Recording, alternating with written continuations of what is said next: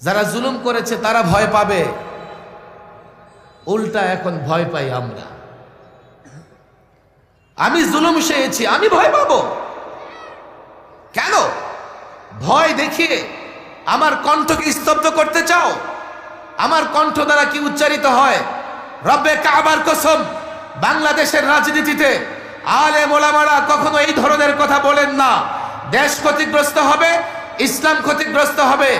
আলেম ওলামারা সকলের কল্যাণের কথা বলে, আলেম ওলামারা সকলের হিতাকাঙ্ক্ষী। দেখেছো, রিমান্ডে নিয়েছো, টর্চার করেছো, একটা শব্দ বের করতে পারোনি যেই শব্দ দেশের বিরুদ্ধে, যেই শব্দ কল্যাণের বিরুদ্ধে। তারপরেও যদি আলেম ওলামাদের ভিতরে রাগান্বিত হও, এটা তোমাদের অভিশপ্ত হওয়ার আলামত। আলেম ওলামাদের কোনো দোষ নাই, তোমরা যে অভিশপ্ত, যার জন্য আলেম ওলামাদেরকে তোমরা মহব্বত করতে পারো না। অভিশপ্ত আল্লাহকে যারা মহব্বত করে তারাই আলেমকে মহব্বত করতে পারে। আলেম ওলামা, ছাত্র জনতা কঠিন সময়ে রাসূলুল্লাহ সাল্লাল্লাহু আলাইহি সাল্লামের সিরাত আমাদের পাথেয়। সময় কম, দীর্ঘ আলোচনা করার সুযোগ নেই। আমরা কম বেশি সবাই সিরাত সম্পর্কে জানি। আমি শুধু এতটুকু অনুরোধ করব, ছাত্র জনতা আলেমদের উপরে আমরা একটু নতুন করে সিরাত অধ্যয়ন করি। অন্তত সৈয়দ আবুল হাসান আলী নদভীর মাযা খাসিরাল আলম বিইহতাতিল মুসলিমিন আস-সিরাতুন নববিয়্যা কম্পেয়ার করে, তুলনা করে তিনি সিরাতের দুটি কিতাব লিখেছেন, আইয়ামে জাহিলিয়াত এবং ইসলামের যুগ। আইয়ামে জাহিলিয়াতে মানুষ কিভাবে নির্যাতন নিপীড়নের শিকার হয়েছে, আইয়ামে জাহিলিয়াতে মানুষ কিভাবে অধিকার থেকে বঞ্চিত হয়েছে। নারী অধিকার ছিল না, শিশু অধিকার ছিল না, শ্রমিকের অধিকার ছিল না। ইসলাম এসে এক এক করে সবার অধিকার প্রতিষ্ঠা করেছে। ইসলাম এসে সুষম অর্থ ব্যবস্থা দিয়েছে। ইসলাম এসে সুশাসন দিয়েছে। আল্লাহর নবী মুহাম্মদ রাসূলুল্লাহ সাল্লাল্লাহু আলাইহি ওয়াসাল্লাম মদিনায় রাষ্ট্র পরিচালনা করেছেন। আল্লাহর নবী সিপাহ সালার ছিলেন, সমরবিদ ছিলেন, সুশাসক ছিলেন, বিচারপতি ছিলেন, অর্থ ব্যবস্থাপক ছিলেন। এই তুলনা করো আইয়ামে জাহিলিয়াত এবং রাসূলুল্লাহর সুন্নাহ ইসলামের সঙ্গে। এই তুলনামূলক সিরাতের আলোচনা আমি মনে করি নিজেদেরও জানা দরকার, জাতির সামনে তুলে ধরা দরকার। আমরা কিন্তু এখনো জাতিকে বুঝাইতে পারি নাই যে আমরা কি চাই। আমরা যখন চিৎকার করি, জাতি মনে করে আমরা মনে হয় চিৎকার করতে চাই। আমরা যখন রাস্তায় মিছিল বের হই, তো জাতি মনে করে আমরা মনে হয় মিছিল করতেই চাই। আমরা যখন সমাবেশ করতে চাই, তো জাতি, সরকার মনে করে ওনারা সমাবেশ করতে চায়, চলো একটা সমাবেশ করতে দিয়ে দাও। আমরা যা চাই তাদের জন্য কল্যাণের, তাদের জন্য প্রয়োজন আছে, এটা তারা বুঝতে চায় না। আর আমাদের মিছিল মিটিং করে লাভ কি? আমাদের সমাবেশ করে লাভ কি? আমরা তো প্রকৃত পক্ষে চাই আকায়ে মদিনা মুহাম্মদ আরবির আদর্শ সমাজে, রাষ্ট্রে সর্বত্র বাস্তবায়িত হোক। কথা ঠিক না বেঠিক? আশ্চর্যের বিষয় হলো, আলেম ওলামা, ছাত্র জনতা এখানে আছেন আপনারা, আজকে পশ্চিমা বিশ্বে যেভাবে সিরাত অধ্যয়ন করা হয়, আমাদের এদেশের মুসলমান যুবকরা সেভাবে সিরাত অধ্যয়ন করে না। পশ্চিমা বিশ্বে হযরত ওমর রাদিয়াল্লাহু তাআলা আনহুর জীবনী যতটা পাঠ করা হয়, বাংলাদেশে ততটা পাঠ করা হয় না। খালিদ বিন ওয়ালিদের জীবনী তাদের জেনারেলরা, তাদের আর্মিরা যতবার পড়ে, আমার দেশের মুসলমান যুবকরা পড়ে না। আর আজকে পড়বে কোত্থেকে? পড়ার তো সুযোগই নাই। সিলেবাসটাকে এমন করে ফেলেছে, এই সিলেবাস চলতে থাকলে এক যোগ পড়ে ঘরে ঘরে নাস্তিক তৈরি হবে। আবার বলে যত্রতত্র নুরানি মক্তব হচ্ছে। কেন হবে না? এদেশের কোন মানুষ এটা চায় তার সন্তান বানরের বাচ্চা হবে? এদেশের মানুষ চায় তার সন্তান ব্যাঙের বাচ্চা হবে?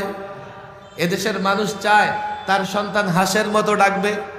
এদেশের মানুষ কি চায় তার সন্তান ট্রান্সজেন্ডার হবে, থার্ড জেন্ডার হবে? সাধারণত এদেশের মানুষ তোমাদের সিলেবাসকে প্রত্যাখ্যান করেছে। সিলেবাস পরিবর্তন না করে নুরানি শিক্ষা, কোরআনী শিক্ষার বিরুদ্ধে ষড়যন্ত্র করবে। পরিষ্কার বলি, এটা রাজনৈতিক বক্তৃতা নয়, এটা দলীয় বক্তৃতা নয়, সরকার বিরোধী বক্তৃতা নয়। এদেশের মানুষের দলীয় নানা পরিচয় আছে, নানা মানুষ নানা দল করে। আমি দলীয় পরিচয়, দলীয় দৃষ্টিভঙ্গি থেকে কথা বলছি না। যেহেতু মুসলমান, প্রত্যেক দলের মুসলমান চায় তার সন্তান মুসলমান থাকবে, আর মুসলমান রাখতে হলে শিক্ষার বিকল্প নাই। তোমরা যদি মনে করো যত্র তত্র হচ্ছে বলে নিয়ন্ত্রণ করা লাগবে, পরিষ্কার বলছি, পরিষ্কার বলছি, মুক্ত আকাশের নিচে শ্বাস গ্রহণ করতে পারবে না। এদেশের বৃক্ষ থেকে অক্সিজেন গ্রহণ করতে পারবে না, এদেশের মাটিতে চলতে পারবে না। রব্বে কাবার কসম, নুরানি শিক্ষা ব্যবস্থা নিয়ে ইসকন হোক আর রামকৃষ্ণ মিশনের ঠিকাদার হোক, ষড়যন্ত্র করে দেশের মাঠে এতটা উত্তপ্ত হবে, রব্বে কাবার কসম, তাসলিমা নাসরিন দেশে থাকতে পারলে তুমিও থাকতে পারবে না। সবচাইতে বড় দুঃখের ব্যাপার ছিল, একজন আলেম 2.5 মাস, 1.5 মাস, 1 মাস পর্যন্ত রিমান্ডে টর্চার সহ্য করেছে। জুলুম, নির্যাতন, কারাভোগ, নানা টর্চার সহ্য করেও আমরা এখনো ইসলাম প্রতিষ্ঠার আন্দোলন কিংবা খতমে নবুয়ত সংরক্ষণের জন্য স্থায়ী কোনো সিদ্ধান্ত বা আইন না সরকার থেকে পেয়েছি, না নিজেরা আমরা শক্তিশালী বলয় তৈরি করতে পেরেছি। এটা বাস্তবতা। আত্মতৃপ্তি লাভ করলে হবে না। আমি তো বলি, এদেশে ইসলাম মুসলমানরা সবচেয়ে নিরীহ। এতটা সহজে ইসলাম মুসলমানদের বিরুদ্ধে কথা বলা যায়, এতটা সাবলীল ভাবে জাতীয় টেলিভিশনে বসে বক্তব্য বক্তৃতায় এতটা সহজে আলেম ওলামা ইসলাম মুসলমানদের বিরুদ্ধে কথা বলা যায়, এত সহজে আমি মনে করি বাংলাদেশের কোনো দুর্বল শ্রেণীর বিরুদ্ধেও কথা বলা যায় না। আমরা আমাদের আকাবির আসলাফদের আন্দোলন সংগ্রাম দেখেছি। আমি যখন আন্দোলন সংগ্রামের কথা বলি, সরকারি দলের লোকেরা ভয় পেয়ে যায়, প্রশাসন ভয় পেয়ে যায়। অথচ আলেম ওলামাদের আন্দোলন সংগ্রাম সবার জন্যে, সকলের কল্যাণের জন্যে। কেননা আলেম ওলামারা সকলের কল্যাণকামী, সকলের হিতাকাঙ্ক্ষী। ব্যক্তি স্বার্থে, দলীয় স্বার্থে, পার্থিব কোনো স্বার্থে আলেম ওলামারা কথাও বলে না, আন্দোলনও করে না। যদি কেউ ব্যক্তি, দল, পার্থিব স্বার্থে কথা বলে, লেবাস আমার মতো হলেও সে আলেমদের অন্তর্ভুক্ত নয়।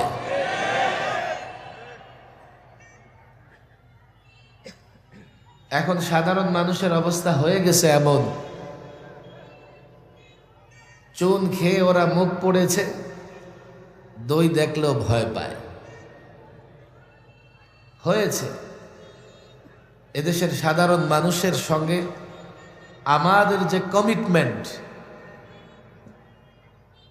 আমরা ইসলামের খেদমত করি, ইসলামের কথা বলি, এর মানে আমি ইসলামের ঠিকাদার নই। ইসলাম আমার ব্যক্তিগত সম্পদ নয়। ইসলামে আমার যতটা অধিকার, আপনার ততটা অধিকার। সাধারণ মানুষের সঙ্গে ওলামাদের কমিটমেন্টের জায়গাটা নষ্ট হয়ে যাচ্ছে। সারা দেশে ঘুরে ঘুরে দেখছি, কেন যেন সাধারণ মানুষ এখন আর আলেমদের উপর আস্থা রাখতে পারতেছে না। যেই জায়গাটা আমাদের ব্যর্থতার, অথচ সাধারণ মানুষের ঈমান, তাদের আমল হেফাজত হবে আলেমকে বিশ্বাস করলে। এদেশের সাধারণ মানুষ কোরআন পড়তেই জানে না, কোরআনের ব্যাখ্যা কি করে বুঝবে? এদেশের সাধারণ মানুষ হাদিস পড়ে না, হাদিস রাখে না, হাদিসের অনুবাদ বুঝে না। আলেমদের দেখে দেখে ইসলাম মানে ইসলামের উপর আমল করে। যদি আলেমদের প্রতি তাদের কোনোভাবে, সেটা রাজনৈতিক কারণে হোক, সামাজিক কারণে হোক, কিংবা মিডিয়ার প্রপাগান্ডার কারণে হোক, আলেমদের প্রতি যদি আস্থা বিনষ্ট হয়ে যায়, এদেশের মানুষের ঈমান আমল হেফাজতের আর কোনো মাধ্যম থাকবে না। আমি সাধারণ মানুষকে দোষারোপ করি না, যেহেতু আমাদের লেবাস পরে কেউ কেউ দধি খাওয়াইতে গিয়ে চুন খাওয়াইয়া ফেলেছে। আমি সাধারণ মানুষকে দোষারোপ করি না, তবে এতটুকু বলি, সময় যেহেতু ফিতনার, আপনাদেরও চোখ কান খোলা রাখতে হবে। মাদ্রাসার ছাত্রদেরকেও বলি, সময় যেহেতু কঠিন, চোখ কান খোলা রাখতে হবে। অন্ধের মতো কোনো দিকে ছুটার এখন আর সময় নাই। আলেম ওলামাদের দিক থেকে, আলেম ওলামাদের পক্ষ থেকে আমি যে কথা বলি, সময় যত কঠিন হোক না কেন, সময় যত ডেঞ্জার বা বিপজ্জনক হোক না কেন, যে কোনো মূল্যে ঈমান আমলের উপর অবিচল থাকতে হবে। বাতিলকে বাতিল বলতে হবে, কালোকে কালো বলতে হবে, সাদাকে সাদা বলতে হবে। আমি দেখি এটা সাদা, জনগণ দেখে সাদা, আমি যদি এটাকে কালো বলি, এই জনগণ আমাকে মিথ্যক বলবে। যেই জনগণকে আমি আকাশের উপরের সংবাদ দিলে বিশ্বাস করত, যেই জনগণকে আমি মাটির নিচের সংবাদ দিলে বিশ্বাস করত, চোখের সামনে দেখা সাদাকে যদি কালো বলি, কালোকে যদি সাদা বলি, এই জনগণ এই দুনিয়াতেই আমার কথা বিশ্বাস করবে না। সিরাতুন নবী সম্মেলন, আকায়ে মদিনা মুহাম্মদ আরবিকে কাফেররা বেঈমানরা ছাড়ে নাই। আমি আলেম কতটা দামি হয়ে গেলাম, আমাকে বকা দিলে, আমাকে আঘাত করলে আমি মনে করি আমার ইজ্জত যাবে, আমি মনে করি আমার সম্মান যাবে। যার জন্য আপোষ করো, মস্তক অবনত করো, মাথা নত করো, হিকমত অবলম্বন করো। সাদাকে সাদা না বলে কালো বলো, কালোকে সাদা, কালোকে সাদা বলো। এইভাবে জাতির সামনে যদি আমাদের মুখোশ উন্মোচন হয়ে যায়, ডিম বিরিয়ানি খেয়ে যদি ইমামরা ঈমান বিক্রি করে দিয়ে আসে, কাল এই জনগণ আলেমদের সঙ্গে থাকবে না, জনগণও ক্ষতিগ্রস্ত হবে, আলেমও ক্ষতিগ্রস্ত হবে, সর্বশেষ ইসলাম ক্ষতিগ্রস্ত হবে। আফসোসের বিষয় এই জায়গায়, আমি নিজেও দায়ী। আমাদের আকাবের আসলাফরা যেভাবে ত্যাগ এবং কুরবানি দিয়ে ইসলামের জান্ডাকে উঁচু করে রেখেছেন, আমরা কিন্তু পারছি না, আমাদের দ্বারা কিন্তু সেটা হচ্ছে না। আবার জনগণ আমাদের কাছ থেকে দূরে সরে যাচ্ছে। মাঠ এতটাই বিক্ষিপ্ত হয়ে গেছে, এখন জনগণ আমাদের বক্তব্য শুনলেও আমাদের বক্তব্য মেনে চলতে আর প্রস্তুত না। বলবে, কে বলেছে হুজুর? এই যে মাহফিলে আসলাম, আপনারা নামাজ পড়েন, পিছনে নামাজ পড়ি, এটা সেটা সেটা করি। বলে, হ্যাঁ, যেটুকু আপনি মনে করেন আপনি নিরাপদে মানতে পারবেন সেটুকু আপনি মেনে চলেন, আর যেখানে মনে করেন বাধা আসতে পারে সেখানে নিজের পথে চলেন। যার জন্য সত্যিকার অর্থেই যারা ইসলামের জন্য, কোরআনের জন্য, সুন্নাহ প্রতিষ্ঠার জন্য আন্দোলন সংগ্রাম করতে চায়, তাদের এখন আর সাহস নাই, তারা সাহস পাচ্ছে না। পীর সাহেব মধুপুর হুজুর সামনে আছেন। আমি আবারও বলি, আপনারা ভুল বুঝবেন না, আন্দোলন সংগ্রাম মানেই এমন নয় যে ভাঙচুর করো, বাড়ি দখল করো। আন্দোলন এবং সংগ্রাম এটা একটা প্যাকেজ। আমাদের আলেম ওলামাদের আন্দোলন সংগ্রাম সব সময় শান্তিপ্রিয়, শান্তিপূর্ণ হয়েছে। এগুলো আপনাদের সামনে না, আমি জাতীয় টেলিভিশনে একাধিকবার চ্যালেঞ্জ করেছি এই বিষয়গুলো দিয়ে। সর্বশেষ 21-এ সরকারি মেহমান হবার আগে আমি চ্যানেল আইও এই বিষয়গুলো স্পষ্ট করেছি। আমি সেদিন ক্লিয়ার বলেছি, আলেম ওলামারা যদি আক্রান্ত হয়, শুধু আলেম ওলামা আক্রান্ত হবে এমন না, দেশ ক্ষতিগ্রস্ত হবে। আপনারা বলবেন কোথায় দেশ ক্ষতিগ্রস্ত হয়েছে?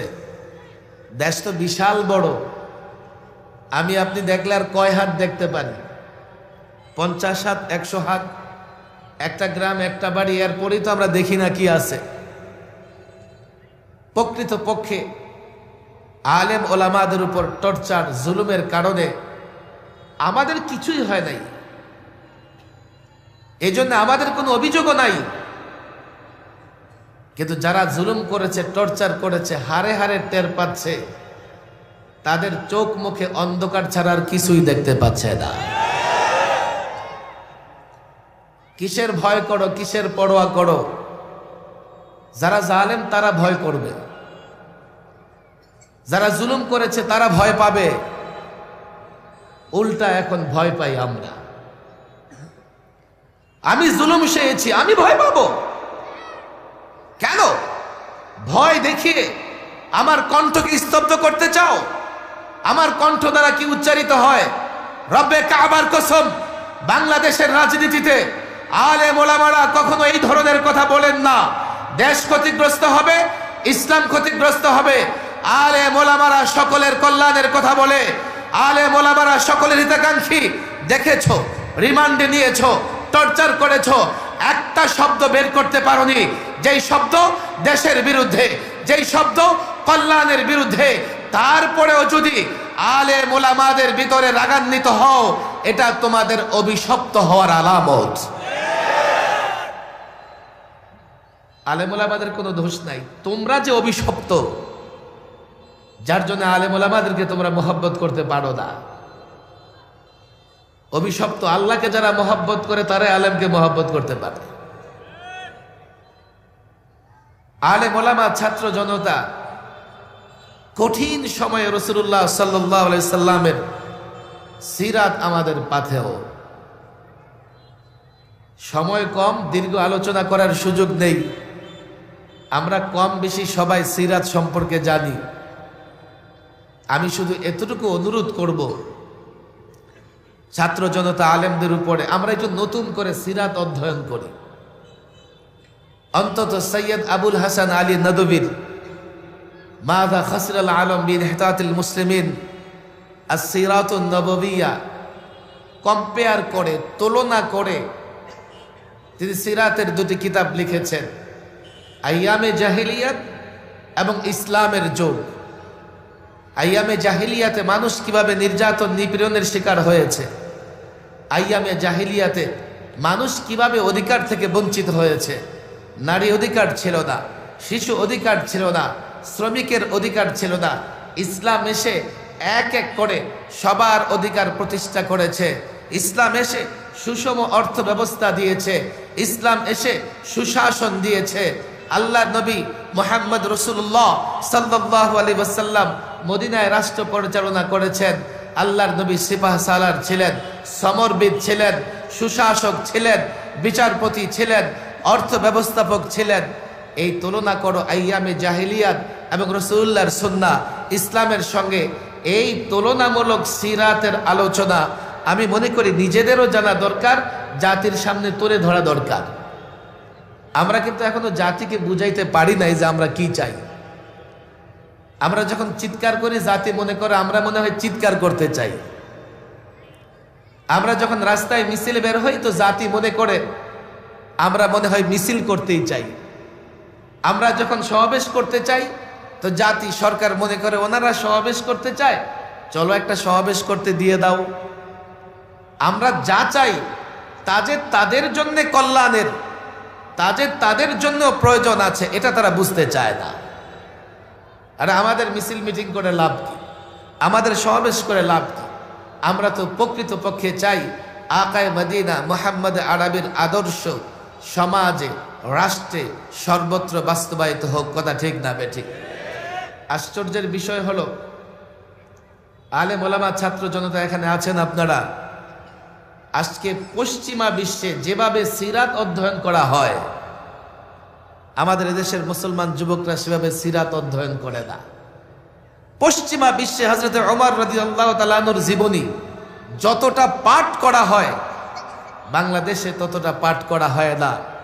খালিদ বিন ওয়ালিদের জীবনী তাদের জেনারেলরা, তাদের আর্মিরা যতবার পড়ে, আমার দেশের মুসলমান যুবকরা পড়ে না। আর আজকে পড়বে কোত্থেকে? পড়ার তো সুযোগই নাই। সিলেবাসটাকে এমন করে ফেলেছে, এই সিলেবাস চলতে থাকলে এক যোগ পড়ে ঘরে ঘরে নাস্তিক তৈরি হবে। আবার বলে যত্রতত্র নুরানি মক্তব হচ্ছে। কেন হবে না? এদেশের কোন মানুষ এটা চায় তার সন্তান বানরের বাচ্চা হবে? এদেশের মানুষ চায় তার সন্তান ব্যাঙের বাচ্চা হবে? এদেশের মানুষ চায় তার সন্তান হাঁসের মতো ডাকবে? এদেশের মানুষ কি চায় তার সন্তান ট্রান্সজেন্ডার হবে, থার্ড জেন্ডার হবে? সাধারণত এদেশের মানুষ তোমাদের সিলেবাসকে প্রত্যাখ্যান করেছে। সিলেবাস পরিবর্তন না করে নুরানি শিক্ষা, কোরআনী শিক্ষার বিরুদ্ধে ষড়যন্ত্র করবে। পরিষ্কার বলি, এটা রাজনৈতিক বক্তৃতা নয়, এটা দলীয় বক্তৃতা নয়, সরকার বিরোধী বক্তৃতা নয়। এদেশের মানুষের দলীয় নানা পরিচয় আছে, নানা মানুষ নানা দল করে। আমি দলীয় পরিচয়, দলীয় দৃষ্টিভঙ্গি থেকে কথা বলছি না। যেহেতু মুসলমান, প্রত্যেক দলের মুসলমান চায় তার সন্তান মুসলমান থাকবে। আর মুসলমান রাখতে হলে শিক্ষার বিকল্প নাই। তোমরা যদি মনে করো যত্র তত্র হচ্ছে বলে নিয়ন্ত্রণ করা লাগবে, পরিষ্কার বলছি, পরিষ্কার বলছি, মুক্ত আকাশের নিচে শ্বাস গ্রহণ করতে পারবে না। এদেশের বৃক্ষ থেকে অক্সিজেন গ্রহণ করতে পারবে না। এদেশের মাটিতে চলতে পারবে না।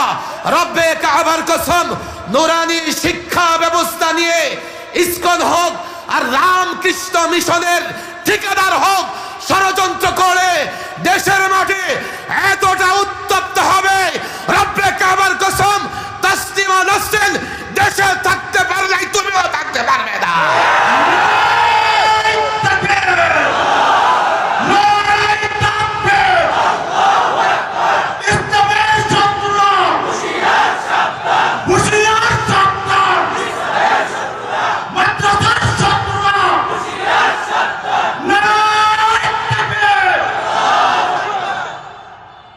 শিক্ষামন্ত্রীর মাথায় কি আছে আল্লাহ ভালো জানে।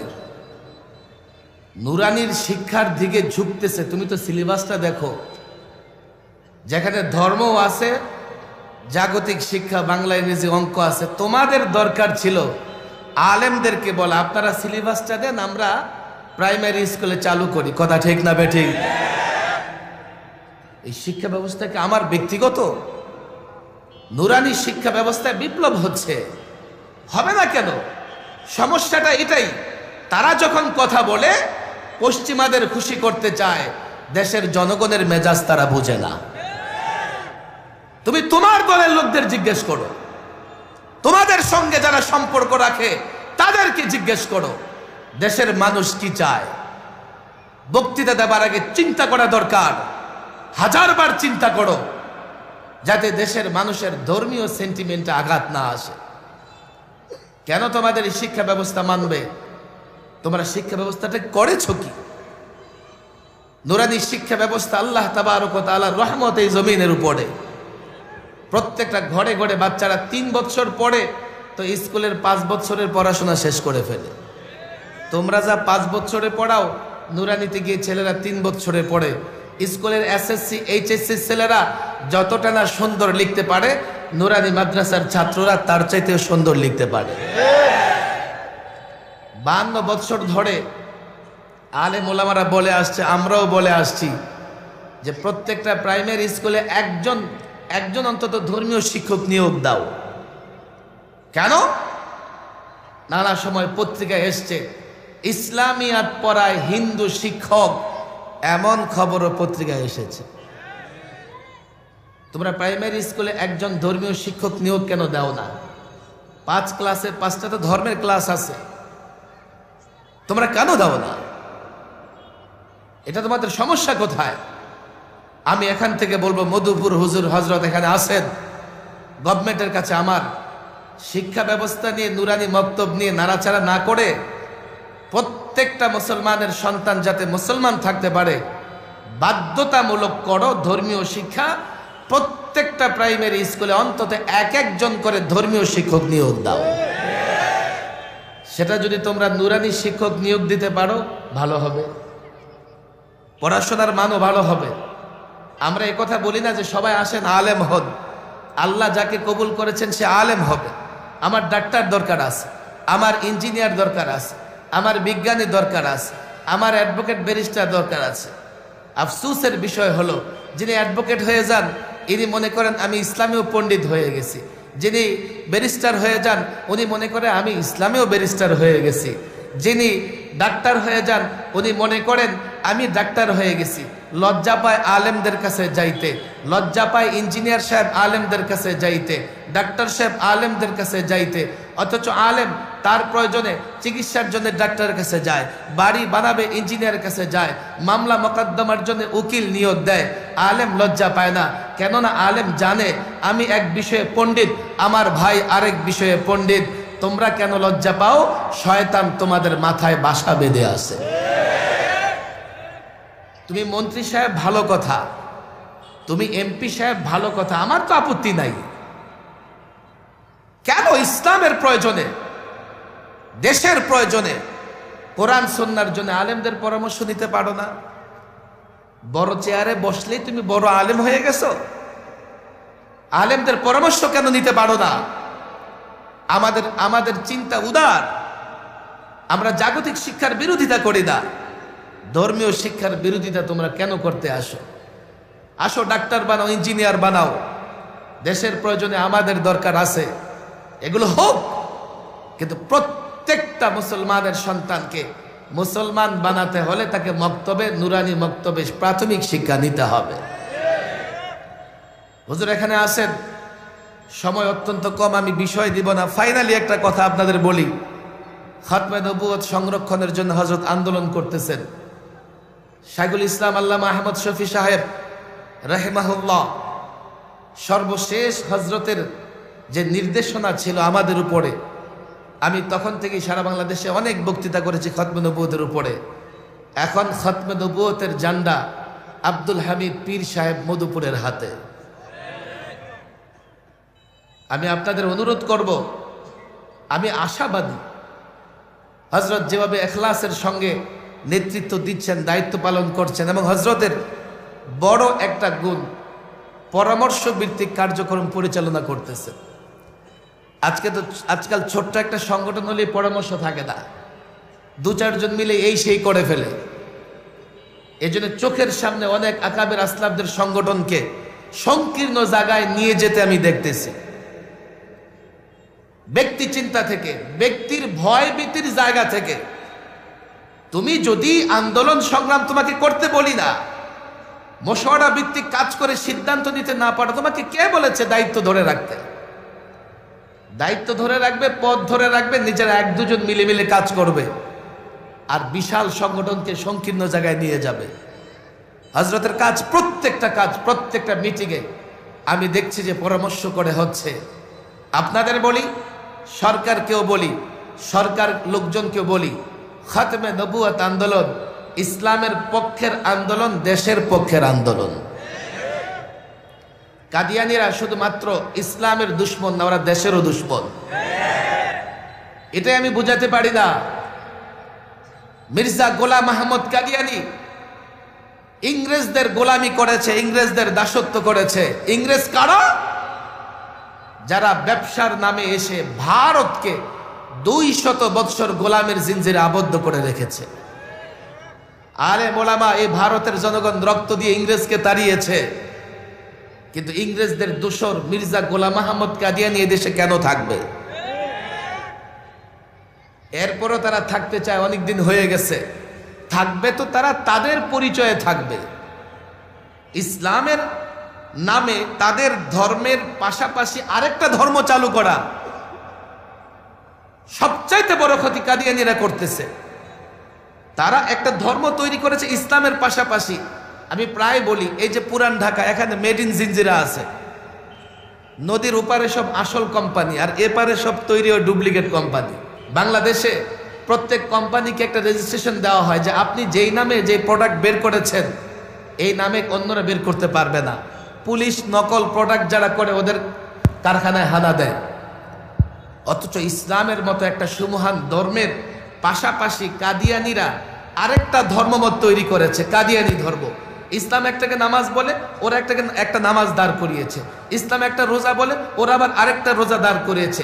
নকল নকল, যেখানে ধোঁকা দেওয়া, পাবলিককে প্রতারণা করা পাবলিকের সঙ্গে, আর মির্জা গোলাম মাহমুদ কাদিয়ানির এজেন্ডা বাস্তবায়ন করা, এটাই হচ্ছে স্পষ্ট তাদের কাজ। পরিষ্কার বলি, গোলাম মাহমুদ কাদিয়ানি তার অনুসারীরা ইংরেজদের পক্ষাবলম্বন করে ভারতের মানুষের বিরোধিতা করেছে। তারা ভারতের দুশ্মন, তারা পাকিস্তানের দুশ্মন, তারা বাংলাদেশের দুশ্মন, তারা দেশের স্বাধীনতার দুশ্মন। আর খতমে নবুয়তের আকীদায় আঘাত করে তারা ইসলামের দুশ্মন। সুতরাং আমি যখন খতমে নবুয়ত ইস্যুতে কথা বলছি, দেশের পক্ষে, স্বাধীনতার পক্ষে, ইসলামের পক্ষে, তোমাদের যাদের আমার কথা ভালো লাগে না, তোমরাই দেশের বিরুদ্ধে, তোমরাই ইসলামের বিরুদ্ধে। কেন আমাদের কথা বুঝো না? বলে যে কি আমাদের কাছে কি ওহী আসে, কেমনে মুসলমান অমুসলমান বলবো? তোমার কাছে আসবে কেন? আল্লাহ রাসূলুল্লাহর উপর ওহী পাঠিয়েছেন না পাঠান নাই? আর তোমাদের কাছে তো ফতোয়া চাই না আমরা, যে ফতোয়া দাও কাদিয়ানিরা মুসলিম না অমুসলিম। গোটা পৃথিবীর আলেম কাদিয়ানিদের অমুসলিম ঘোষণা করেছে। তোমাদের কাছে দাবি হলো তোমরা এটাকে স্বীকৃতি দাও, এটা কাদিয়ানিদের স্বার্থে। কাদিয়ানিরা এই স্বীকৃতি নিয়ে তারা তাদের ধর্ম পালন করে নিরাপদে থাকবে। এদেশে হিন্দু, বৌদ্ধ, খ্রিস্টান আছে, আমরা কারো বিরুদ্ধে কথা বলি না, বলবারও প্রয়োজন নাই। প্রত্যেকে তার নিজের আইডেন্টিটি নিয়ে আছে। কাদিয়ানিরা তাদের আইডেন্টিটি নিয়ে থাকবে। নকল পণ্য বের করে আসল পণ্যের নামে বাজারজাত করবে, এটা আইনে বরদাস্ত হয় না। আর ইসলামের নামে আরেকটা নকল ধর্ম তৈরি করে কাদিয়ানি ধর্ম প্রচার করবে, এদেশের জনগণ তা মেনে নেবে না।